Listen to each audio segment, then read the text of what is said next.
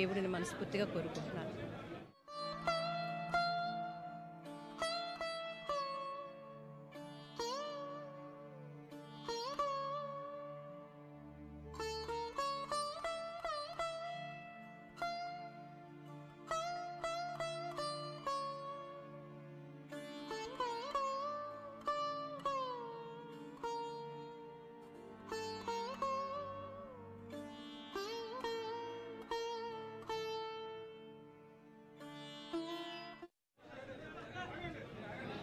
ఇది ఒక బాధాకరమైన రోజు అండి.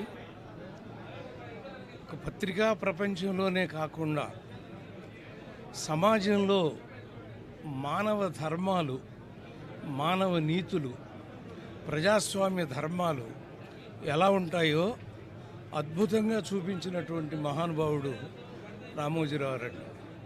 నాకు గుర్తు, చిన్నప్పుడు ఆయన యంగేజ్లో సైకిల్ మీద వచ్చి ఏదో చిన్న చిన్న వ్యాపారం చేసుకున్నటువంటి మనిషి ఇంత ఎత్తుకు ఎదిగినా కూడా తను మొట్టమొదట ఏ న్యాయాన్ని, ఏ నీతిని నమ్మారో అదే న్యాయం, అదే నీతితో అలాగే 88 సంవత్సరాలు కొనసాగటం అంటే అది సామాన్యమైనటువంటి విషయం కాదండి.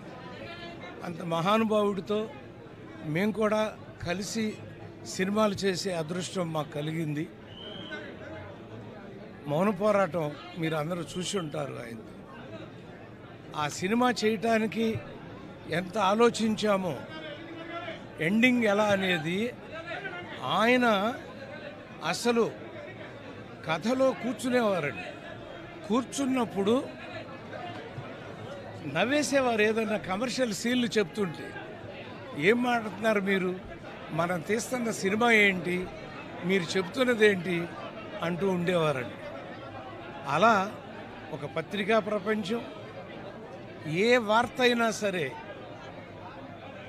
ఎప్పుడైనా సరే, చిన్నప్పుడు ఏమనేవారంటే ఏదన్నా ఒక పేపర్లో ఒక వార్త చూస్తే ఈనాడు చూడండి అందులో కరెక్ట్గా ఉందో లేదో అనేవారు.